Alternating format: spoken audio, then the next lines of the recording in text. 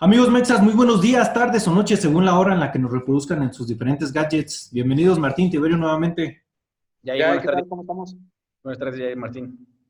Muy bien, excelente. Pues antes que nada, queremos aprovechar este espacio para agradecer a todas las personas que nos reproducen, que tienen el interés de escucharnos. Ya sumamos 26,000 reproducciones en los diferentes medios. Recordarles que estamos en Facebook, estamos en YouTube y también estamos en iTunes y en Spotify, en nuestro podcast.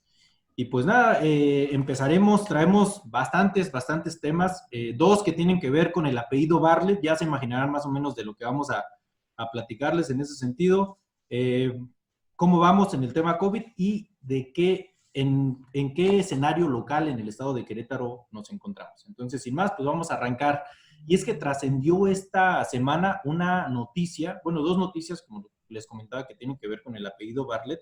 Una que tiene que ver con las energías renovables. Y es que el acuerdo del SENACE del 29 de abril que plantea que para atender los supuestos problemas operativos de despacho de energía eléctrica surgidos por cambios en el mercado eléctrico atribuibles a la pandemia, se suspende de facto las pruebas preoperativas de las centrales eléctricas intermitentes, eólicas y fotovoltaicas, en proceso de alcanzar la operación comercial. A lo mejor esta nota nos da datos un poquito técnicos, pero pues básicamente se dice que se suspenden las pruebas para las energías renovables, a lo cual los diputados se están oponiendo. Obviamente los diputados de oposición, los diputados que no forman parte de este grupo llamado de la 4T, y es que los diputados del PRI, Dulce María Sauri y Enrique Ochoa Reza, presentaron ante la Comisión Permanente un punto de acuerdo para dar marcha atrás al acuerdo del Centro Nacional de Control de Energía, es decir, el SENACE, que tiene prioridad, para dar prioridad a la infraestructura eléctrica sobre las energías renovables.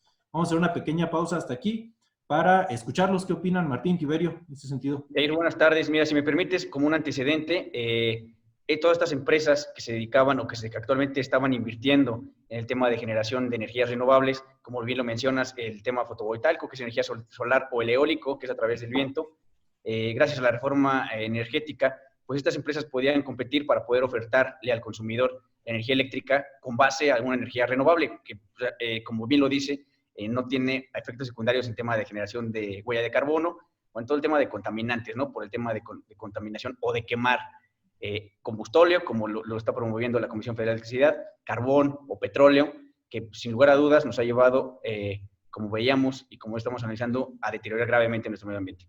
Esto pues pasa a segundo término. En primer término, creo que lo que está poniendo aquí el gobierno de la Cuarta Transformación es el apalancar o el apuntalar el negocio de la paraestatal o centralizar el negocio de la generación de energía a través de la Comisión Federal de Electricidad y Pemex, violando claros derechos adquiridos por parte de grupos o empresarios que se han dedicado o que han innovado en la generación de energía en nuestro país y que, bueno, pues están siendo vulnerados o siendo atacados directamente por esta iniciativa de parte de la, como bien lo dices, del Centro de Control de Energías, Centro Nacional de Control de Energías, y que, bueno, pues está dejando mucho que desear a la inversión extranjera, a los ojos del mundo entero, que México está literalmente concentrándose en un modelo de generación de energía arcaico, que en este momento está comprobado que no está dejando utilidades y que, creo que, según mi punto de vista, lo más importante, le está pegando durísimo al medio ambiente, un tema que nos va a afectar en próximas generaciones.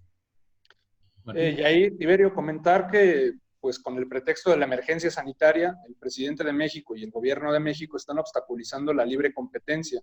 Y esto, desgraciadamente, quienes van a sufrir los efectos son los usuarios, los consumidores, el ciudadano común. Sí, por otra parte, estos mismos diputados pidieron a la Comisión Reguladora de Energía que defienda la legalidad, que impida el atropello y que evite que el SENACE invada sus facultades y que proteja al consumidor final.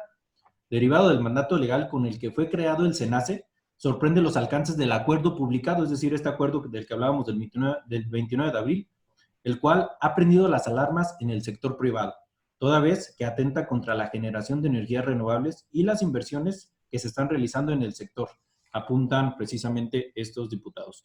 Yo creo que por ahí podría sonar inclusive un poquito familiar el tema cuando en La Rumorosa, en el estado de Baja California, municipio de Mexicali, el presidente de la República decía que esos ventiladores, que no son ventiladores, pero bueno, pues daban mala imagen, que dañaban la imagen de la majestuosa, rumorosa, y que pues básicamente no servía de nada, ¿no? Estamos viendo Yo creo que ahí, si me permites el comentario, el presidente no se ha puesto a ver cómo se ve el escenario o cómo se ve el clima en una ciudad que tiene una refinería, ¿no? Es algo realmente pues, deprimente si eso es lo que le importa al presidente. Y empata mucho con el discurso de su amigo Donald Trump, quien también dice que pues, no existe el calentamiento global, que realmente, bueno, muchas ideas arcaicas, ¿no? Hay que también recordar que ambos pues, son personas de la tercera edad y que les tocó vivir en otras épocas, ¿no? Por ahí también yo quería hacer la anotación, se está viendo un movimiento dentro de la Cámara de Diputados, no nada más con los partidos de oposición, y es aquí en donde entra también la figura de Porfirio Muñoz Ledo, quien el día de hoy, miércoles, acaba de tuitear, es apenas algunas horas, algo que a mí me llamó mucho la atención, porque precisamente acabamos de ver en esta nota que se está utilizando de excusa a la pandemia para lanzar este tipo de situaciones, ¿no? ¿Qué tuiteó Porfirio Muñoz Ledo?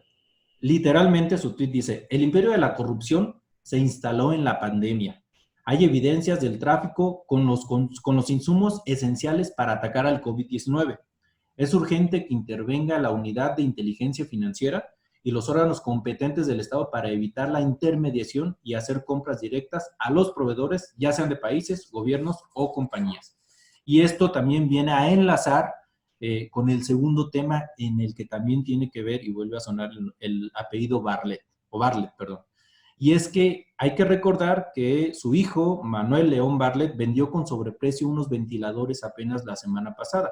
Tiempo después, el mismo hijo de Manuel Bartlett comentaba que efectivamente había un sobreprecio. No dijo como tal las palabras, no recuerdo ahorita el tuit literalmente, pero básicamente lo que dijo es, sí, efectivamente nosotros nos pasamos de lanza, pero en el DF se pasaron de lanza más todavía porque ellos compraron a mayor sobreprecio todavía los ventiladores. Tiempo después, la jefa de gobierno, Claudia Sheinbaum, salió a decir que sí, efectivamente habían comprado más caros de lo que él vendía los ventiladores, pero pues que también traían un tema ahí de mantenimiento, o sea, vaya, era un servicio más integral, digamos, que lo que él ofrecía. Y es aquí en donde yo quisiera que ustedes me compartieran cómo ven esta discrepancia entre actores de la 4T. Yair, pues comentar también, primero que nada, que me da gusto entender que la política es un sistema de pesos y contrapesos, y precisamente para eso es el sistema, el poder legislativo. Qué bueno que el diputado Porfirio Muñoz Ledo sea una voz crítica, independientemente del partido político al que pertenece, y pueda fijar estos posicionamientos, porque es necesario que existan estos contrapesos.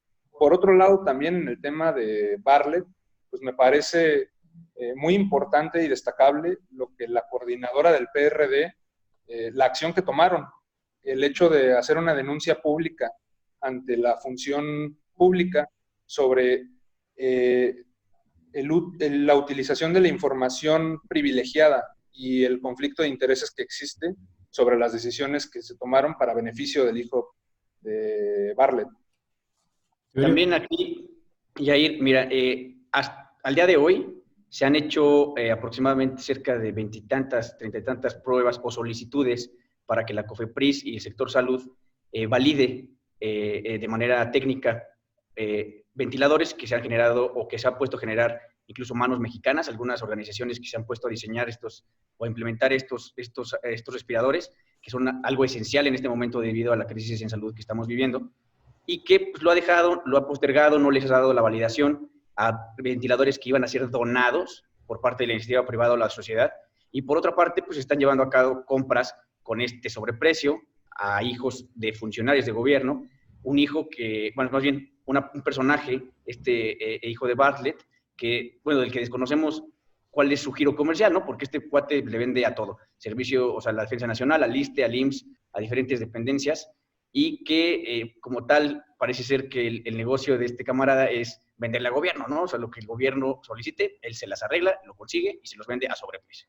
Eso parece muy en contraste, ¿no? Es justamente la anotación que yo iba a hacer, porque se habla de 7 contratos. Por ahí Mexicanos contra la Corrupción está investigando 7 contratos que suman 160 millones de pesos. Es decir, este tema de los ventiladores pues nada más vino a destapar una serie de irregularidades que han ocurrido en dependencias como el IMSS, el ISSSTE, la Marina o el mismo Ejército Nacional.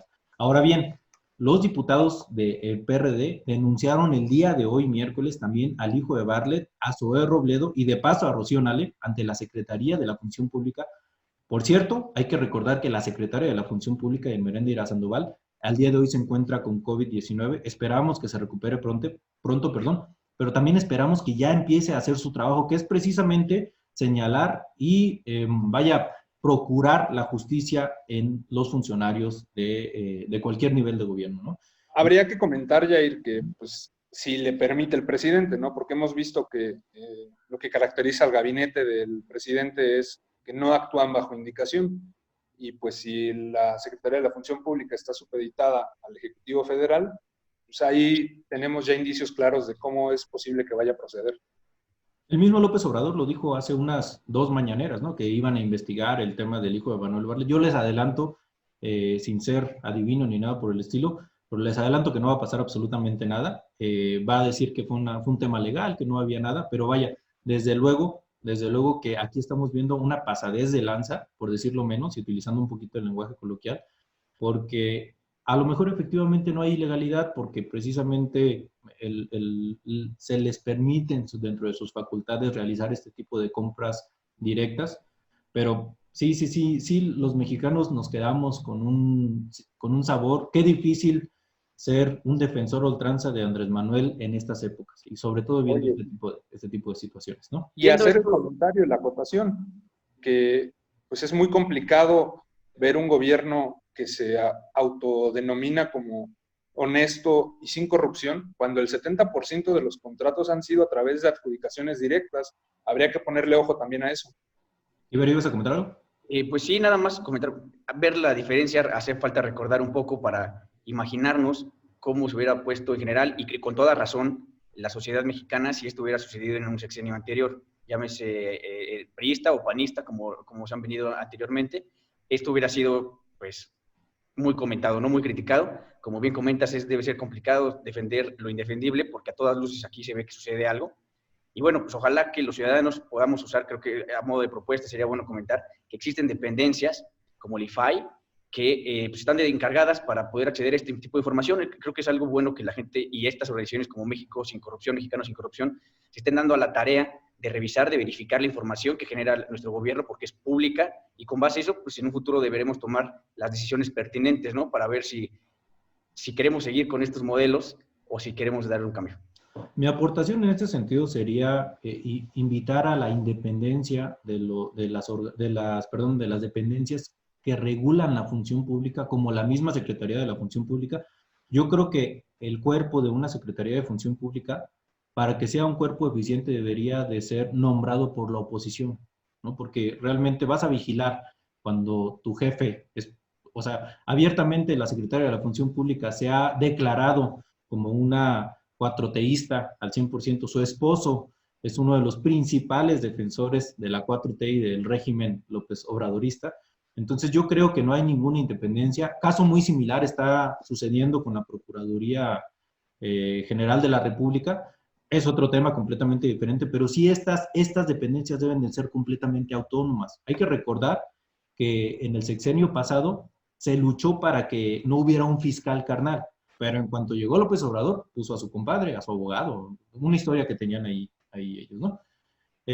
Bueno, vamos a pasar al tercer tema, al tema del COVID-19, cómo estamos, cuál es el escenario actual. La Secretaría de Salud confirmó este martes la muerte de 236 personas por coronavirus 19, es decir, la máxima cantidad en un solo día desde que inició la epidemia. En ese momento, el día martes, sumaban 2.500 defunciones, ahorita hay un poquito más. Lo bueno es que ya se había aplanado la curva, ¿no? Lo bueno es que ya desde hace algunas mañaneras se había comentado que se había logrado aplanar la curva. ¿Cómo estamos al día de hoy, miércoles? 27.634 casos con 2.704 defunciones, es decir, más o menos el 10% de tasa de mortalidad en base al número de casos, muy por encima de la tasa mundial nuevamente. A mí lo que me dicen estas cifras es que pues, básicamente no se está aplanando la curva. Hay porqués. Ahorita vamos a entrar un poquito en ese detalle. ¿Qué opinión tienen ustedes del escenario local? Del Sí. escenario, perdón, general contra el COVID. Martín Tiberio. Pues mira, comentar primero, ¿no? Leía hace unos momentos una aportación que hacía el exsecretario de Salud, el doctor José Narro, explicando un poco cómo tardamos cerca de 8 días en llegar a los primeros 6.500 casos a partir del inicio de la pandemia, y cómo en los últimos 5 días hemos ido creciendo en el número de contagios y de defunciones, contrario a lo que se ha informado públicamente de que vamos logrando aplanar la curva y que, como el presidente decía en otro de sus videos, hemos logrado domar al coronavirus. Me parece que la información que se está proporcionando no es medible al 100%, pues las declaraciones que el presidente ha dado tendríamos que analizarlas desde los últimos 15 días, no a partir de que dijo que se domó. Aquí yo también hacer un comentario, Jair. Es cuestión de ver los números, de ver el entorno a nivel global, de ver lo que está pasando con nuestros vecinos en Estados Unidos y escuchar también las cuestiones que ha dicho nuestro subsecretario Hugo López-Gatell con respecto a esto, que se tiene que multiplicar por 8, por 10, por 12, hasta por 30 la cantidad de contagios que tenemos. Me parece a mí extraño que con base a eso que podemos analizar, ver, medir, comprobar, leer, verificar, el presidente hace unos días diga esto, el tema de que se va aplanando la curva o que ya vamos a aplanar la curva, y días posteriores empiece a reducir el porcentaje de contagiados con respecto al día anterior. Hemos ido como del rango del 12-13%, hablar del 6-8%, como si prácticamente por indicación presidencial la tasa de contagio se disminuyera, o simple y sencillamente que por indicación presidencial se van a decir o se dice que se está reduciendo la tasa de contagio día a día, el porcentaje. De esa manera, pues sí se podría ver una ligera reducción en ese sentido, pero a través del tiempo y analizando la gráfica con un poco de tiempo para ver el antecedente, nos damos cuenta de que esto va iniciando. Otra cuestión que también en días pasados escuché en una entrevista en vivo con el subsecretario Hugo López-Gatell, él mencionaba textual que en el mes de octubre del año en curso se presentará en nuestro país la segunda gran oleada de contagios de COVID-19.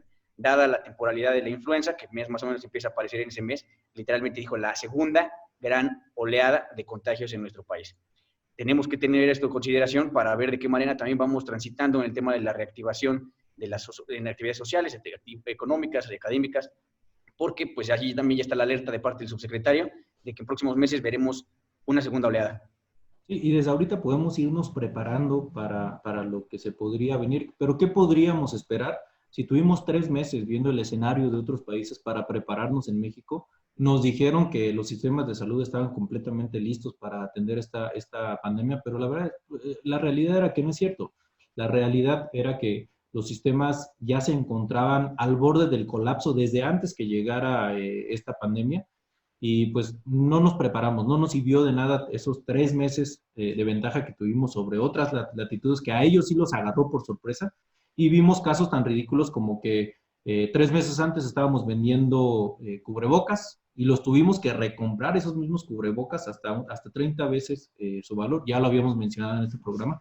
Entonces, pues un llamado a que realmente nos preparemos, a que ahora ya ni siquiera la experiencia de afuera, que nuestra propia experiencia de cómo estamos enfrentando a esta enfermedad, que nuestra propia experiencia nos sirva para que en el mes de octubre los estragos no sean tan devastadores como lo están siendo para nuestro país. Ahora, yo les comentaba que hay un porqué se da esta cifra de mortalidad más allá de lo que otras latitudes han reportado. Es decir, el promedio de mortalidad en México está siendo más agresivo que en México, en otros países, por mucho.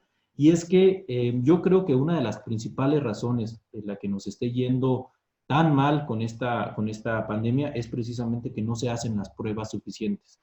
Contrario a lo que recomienda la Organización Mundial de la Salud, hacer el mayor número de pruebas, en México le apostamos por un modelo que si bien sirve, si bien es eficiente para algún otro tipo de enfermedades, vaya, cuando ya tienes una pandemia encima, no es lo más recomendable, dicho por la misma Organización Mundial de la Salud, aunque el gobierno diga que este sistema está avalado, el sistema Centinela, por la OMS. No es cierto, la misma OMS en un principio dijo que era un programa que podría funcionar, pero después se retractó y dijo, no, aquí es test, pruebas. ¿Y cómo estamos en ese escenario de las pruebas? Noruega, por ejemplo, por cada millón de habitantes hace 25,000 pruebas. Corea, Singapur y Estados Unidos, tan cuestionado Estados Unidos por cómo ha manejado la pandemia, hace 10,000 pruebas por cada habitante. En América, países como Chile hacen 6,000 pruebas por cada millón de habitantes. Panamá, 3,800 pruebas por cada millón de habitantes. ¿Cómo estamos en México? Hacemos 261 pruebas por cada millón de habitantes. Es decir, nada. Estamos al nivel de países africanos, al nivel de algunos otros países que pues básicamente no han tenido ninguna acción en contra de esta enfermedad. ¿Qué opinan ustedes de esta situación? Pues me parece que a manera de interpretativa de cómo nos va a ir con respecto a las decisiones que ha tomado el Gobierno de México, la propia Secretaría de Salud y demás, pues no nos queda más que, como lo hemos venido haciendo, tomar en serio las medidas. Como bien sabemos, pues en general la sociedad mexicana ha tomado la iniciativa para reducir el número de contagios y pues no queda de otra más que darle prioridad a las recomendaciones, seguir teniendo los mecanismos de seguridad, salubridad, higiene en nuestras casas, salir solo a lo esencial y en la medida de lo posible, pues tratar de irnos reincorporando poco a poco en cuanto esta primera etapa, por lo que bien comenta Tiberio, termine y estar sumamente preparados por posiblemente la segunda etapa que vendría en el mes de octubre. Así es. La recomendación que han hecho muchos analistas es no hacerle caso al gobierno, ¿eh? Sí, no hacerle caso al presidente. Parece ser así, y mira, bueno, hay que entender aquí algo, y creo que todos lo hemos escuchado, no hay nada oculto bajo el sol, y a final de cuentas hemos visto ya a través de distintos medios cómo se empieza a ver la cuestión en los hospitales, en tema del Hospital de las Américas, allá en el Estado de México. Terrible. Realmente había cadáveres exactamente en los pasillos cuando irrumpieron sus familiares. El tema de que ya se han solicitado o se están demandando camiones refrigerados para el resguardo de cadáveres, dado que ya, aunque México tiene una gran capacidad instalada en temas funerarios y en temas de crematorios por la cantidad de población que tenemos y por la cercanía que tenemos con este tema del ritual de la muerte, o toda la vinculación de la cultura mexicana con respecto al Día de Muertos, en general, a todo este tema, pero pues, a final de cuentas se está acercando el día en el que van a estar saturados todos estos servicios funerarios y que, bueno, es cuando van a empezar a ver la realidad. Que es, como lo dices, Jair, lo que tiene que hacerse es pruebas, no podemos controlar algo que no podemos medir, pero habrá que ver cómo sale, si sale bien librado o mal librado aquí, que ojalá que bien, porque esto es a costillas de la sociedad mexicana, el gobierno de México, y que ojalá salgamos adelante. Que al fin y al cabo de cuentas los más afectados van a ser los que no tienen la posibilidad de pagar un tratamiento médico y se van a tener que ir a los centros gubernamentales de salud. Ahora, yo hacía referencia al tema de que varios líderes de opinión decían que aquí la solución está en no hacerle caso a gobierno. Hice una pequeña cronología que, si me permiten, la voy a mencionar así muy brevemente, y es que hasta el 16 de marzo, oficialmente, Hugo López-Gatell declaraba que se suspendían las giras y las acciones de gobierno. 16 de marzo, es decir, hace un poco más de un mes.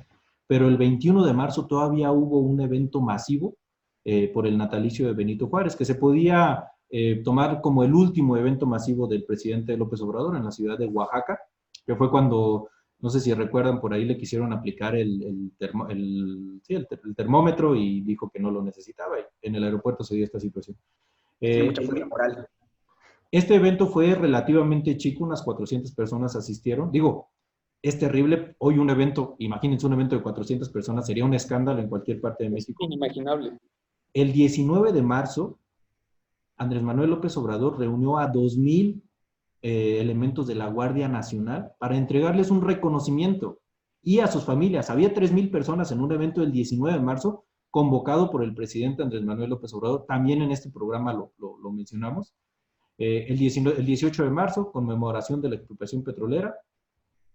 Y bueno, hasta el 27 de marzo es cuando ya tenemos un mensaje fuerte por parte del gobierno. No sé si recordarán aquel quédate en casa, quédense en casa, quédense en casa, 3 veces repetido por Hugo López-Gatell. Pero vaya, fue el 27 de marzo, cuando la población ya había tomado la determinación de pues, reducir la movilidad. Es decir, los datos que nos dan empresas como Apple en el tema de movilidad, pues nos hablan de que realmente no fue una decisión no fue una acción que tomó el gobierno. Nosotros aquí mismo lo señalamos, mientras el presidente dice que sigan saliendo, que sigan en fonditas y que no pasa nada y que esto no... Por ahí inclusive hasta dijo que a nosotros no nos atacarán las pandemias, ¿o no? Un discurso de esos populistas que le gustan a nuestro presidente. La gente ya había tomado la determinación de no llevar a sus hijos a la guardería, de reducir su movilidad. Y vaya, yo creo que si se llega a domar en próximos días, si se llega a aplanar la curva, va a ser más por méritos de la ciudadanía, por mérito tuyo que estás en tu casa, que de alguna u otra manera has tenido que sacrificar lo económico para estar en tu domicilio, es por ti, porque el gobierno hasta el 27 de marzo fue enfático en ese mensaje. Y las mismas estadísticas de Apple en la movilidad nos dicen que antes de ese mensaje se había reducido el 60% la movilidad de la gente en metrópolis como la Ciudad de México, y después de ese mensaje solo bajó un 9%. Es decir, ¿de quién es el mérito? Si se logra aplanar la curva, no es por las decisiones que haya tomado nuestro presidente. Caso similar a lo que sucedió con el tema de la gasolina, que por ahí nos comentaba que él había decidido bajar el precio de la gasolina, cuando no es cierto. Y esto ha sido reiterativo en la 4T. Este discurso sin tener la razón, inclusive por ahí, Animal Político, creo que es, Mitofsky, hace una estadística de las verdades inexactas, es decir, de las mentiras que dice nuestro presidente en las mañaneras, que es elevadísimo. O sea, estamos hablando de 2 de cada 10 cosas que dice en las mañaneras pues, resultan ser mentiras. Así es. Así es, Yair. Y mira, Yair, también aquí hay un tema económico también, emparejándolo un poco a este tema. Siempre, mira, por ejemplo, si se roba, es porque se compra cosas robadas, ¿no? Si se dicen mentiras, es porque se compran mentiras. Generalmente se va a ofrecer lo que la ciudadanía o la gente quiera o esté dispuesta a aceptar. Si no se compra material robado o cosas robadas, no va a haber necesidad, o sería mucho más fácil reducir el robo, ¿no? Si no se compran mentiras o desinformación, sería mucho más difícil que nos la ofrezcan. Aquí la invitación es literalmente a la ciudadanía a que pongan el ojo a un poco al sentido común, a la información que puede ser verificable, a la realidad, y que dejen un poco de escuchar a un presidente que está literalmente viviendo en otro sistema, en otro país, y que, pues, con base a la información verídica, real, se puedan empezar a tomar decisiones desde lo personal, desde lo familiar, para poder avanzar en toda esta problemática en la que estamos involucrados actualmente todos los mexicanos, y que ha desprestigiado, que ha subestimado nuestro presidente y en general todo su gabinete. Sí, claro, ese tema de reducir el discurso a buenos o malos, yo creo que no ha dejado nada bueno para nuestro país. Y aquí no estamos diciendo que nuestro gobierno sea malo, ni que quiera fregar bien. Lo decía un expresidente, no hay ningún presidente se levanta con ganas de fregar a su país. Por ir a México, ¿no? Así que... Y no es lo que estamos diciendo, simplemente lo que estamos diciendo es que hay que ser profesionales en el ejercicio del poder, porque las decisiones no las decisiones más importantes, sino las más trascendentes para un país, son precisamente las que se toman desde la oficina o desde la casa de nuestro presidente de la República. Ya Palacio Nacional, ¿no? Porque ya vive ahí en Palacio Nacional. Sí, presidente. Porque ahora Los Pinos es un orfanato, ¿no? No, ya está peticionado ya para que se puedan dormir ahí algunas personas de la salud, que eso es entendible, eso está perfecto, pero creo que igual va lo mismo, ¿no? A decir, oye, vénganse para acá para que vean cómo vivían los expresidentes. Tiene su jiribilla, o sea, desde el momento en el que cerraron Los Pinos para hacerle un centro cultural, cosa que yo aplaudo, pero tiene su jiribilla.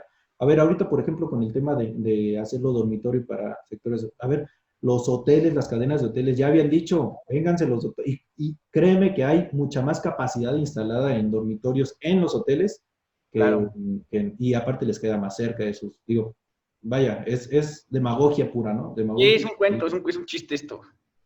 Pues difícil la situación nacional. Ahora, ¿cómo estamos en el tema local? Y es que es bien importante porque esta semana se anunciaron medidas extraordinarias. Martín, tú traías por ahí el dato un poquito más exacto. Sí, esta semana se emitió un acuerdo de medidas extraordinarias que aplica especialmente para el estado de Querétaro. Son una serie de medidas que entraron ya en vigor, ya están publicadas en la sombra de Arteaga, y que más o menos versan sobre lo siguiente: uso obligatorio de cubrebocas en espacios públicos. Solamente pueden viajar en un automóvil 2 personas portando el cubrebocas. En el servicio de taxi solamente puede ir el chofer con los 2 pasajeros, todos con cubrebocas. medidas de esta índole también para los conductores de transporte público. Se sancionará a quienes no acaten estas medidas en espacios públicos, desde medidas administrativas y a los reincidentes, pues ya en un tema de detención. Habrá sanciones a quienes agredan al personal médico, y esto es muy importante, porque son quienes velan por la seguridad de todos. Se va a dar principal prioridad a los asuntos de violencia intrafamiliar por este tema del confinamiento, y que no se va a tolerar pues ningún tipo de violencia en las familias. Y habrá sanciones también para quienes de manera pues irresponsable acudan a lugares públicos, plazas y demás lugares que pues ya han presentado restricciones. Mi opinión de estas medidas de emergencia, en lo general estoy de acuerdo. Yo creo que sí era necesario, porque yo he visto, las veces que me ha tocado salir, he visto más movimiento que al principio de la pandemia. Incluso negocios que habían cerrado ya volvieron a reabrir. Entiendo la situación económica también, pero creo que si bajamos las medidas, si empezamos a tener ese tipo de mentalidad, pues más larga va a ser todavía la agonía en este sentido. Tiberio. Así es. Bueno, yo aquí también creo que es aplaudible el tema de que el gobierno del estado de Querétaro haya tomado ya estas decisiones. Creo que ahorita se ha abierto un poco el debate en ese sentido, dado que algunos consideran violatorio de algunas garantías o derechos individuales estas medidas, pero bueno, es una cuestión que está en la ley, y la ley está para modificarse, la ley está también es viva, no es un texto del que nos podamos apoyar, y se tiene que priorizar la vida y la salud de los ciudadanos, y en particular las decisiones que tiene que tomar el gobernador de nuestro estado es en beneficio de los queretanos, así como cada uno de ellos. Si esto está violando o vulnerando en alguna medida alguna de las garantías o derechos de los ciudadanos, es por su bien, y si en la ley menciona algo, pues se deberá trabajar en esa ley para que se pueda contemplar de manera literal y usar textual cada una de las medidas que se tienen que tomar en situaciones como esta. Creo que la pandemia de COVID-19 nos ha dejado mucho que aprender, hemos aprendido bastante, y creo que son medidas de distanciamiento social, no distanciamiento social, pero sí de previsión y sí de cuidado de la salud que debemos heredar. Yo creo que en un futuro, creo que es un mecanismo que va a venir a prevenir no solamente el COVID en un futuro, sino algún otro tipo de enfermedades que podría, sin lugar a dudas, ser beneficioso para todos los mexicanos. Entonces creo que lo veo prudente, lo veo bien, siempre y cuando también todo vaya orientado al debido proceso, que se haga de una manera correcta, que no haya abusos por parte de la autoridad en ningún sentido, pero creo que sí van por la ruta del interés o la prioridad en este momento, que es nuestra salud. Mencionarles también a los amigos queretanos que nos ven que hay puntos de revisión sanitarios. Estos puntos son aleatorios, y hacerles la sugerencia de que los traslados que realicen sean esenciales, es decir, cuando sean personal médico, pues tienen que ir al centro de salud. Los que no gozan de trabajo en casa y tienen que desplazarse a sus actividades, pues que así lo realicen.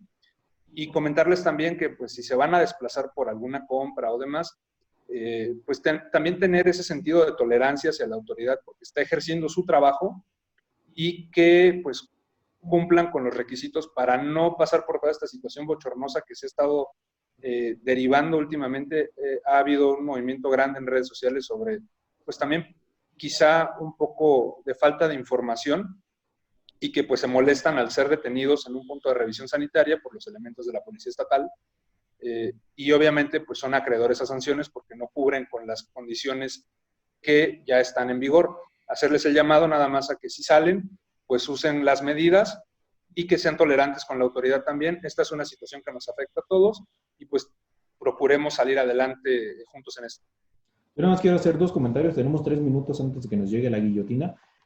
Por ahí el primero de ellos, veo bien, como lo comentaba, el tema de las medidas de emergencia locales, pero sí veo también que se está aprovechando un poquito el tema para entregar algunos apoyos, sobre todo alimentarios, con fines electoreros.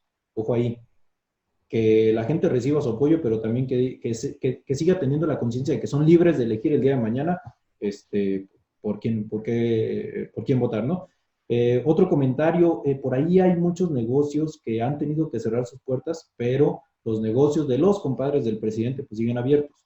Entonces creo que ya es momento de decir que sobre todo Grupo Azteca deje de ampararse y se comprometa con el bienestar de sus propios clientes, de la gente que ha hecho millonario a Ricardo Salinas Pliego. Entonces, esas son las dos anotaciones. No sé si ustedes tengan algún comentario final. Para terminar también, Jair, sí, me parece reprobable el tema de que se pueda utilizar o que se esté utilizando la necesidad de la gente, y la gente también tenemos que entender que esto no es un regalo, que no es por la buena voluntad de los gobiernos, es su función, en muchos casos, el atender a la ciudadanía en temas de emergencia y de contingencia, dado que, pues, en primer lugar, estos apoyos están comprando con los recursos de los contribuyentes, de los mismos mexicanos que trabajamos. Y bueno, fuera de eso, creo que pues, también tendremos que ir transitando en este sentido. También habrá que ir viendo cómo se diseñan ya la inserción de nuevo de los modelos económicos, de la actividad económica, de la actividad social, de la académica, que pues esperemos a la brevedad pueda normalizarse, siempre y cuando no corra riesgo nuestra salud. Martín. Y pues invitar a los mexas a que si en sus diferentes municipios, estados, hay autoridades que les hacen llegar, como bien dice Jair y Tiberio, pues un apoyo alimentario, es un apoyo en solidaridad al tema de la pandemia. Y es pagado por sus impuestos. Exactamente, es pagado por sus impuestos, y estas medidas pues han sido obligadas a los gobiernos locales, ya que no existe una directriz especial por parte del gobierno federal, que no se sientan comprometidos en lo absoluto en próximo año a ejercer su sufragio por un apoyo alimentario. Bueno, pues sería todo entonces, Mexas. Muchas gracias por sintonizarnos. Buenas noches, Martín. Nos vemos la próxima. Que se han visto en a todos. Los invitamos a abrir el debate, a hacernos los comentarios que ustedes consideren para poder mejorar nuestros comentarios, y pues ojalá y muy pronto podamos volver a hacer este programa de manera presencial.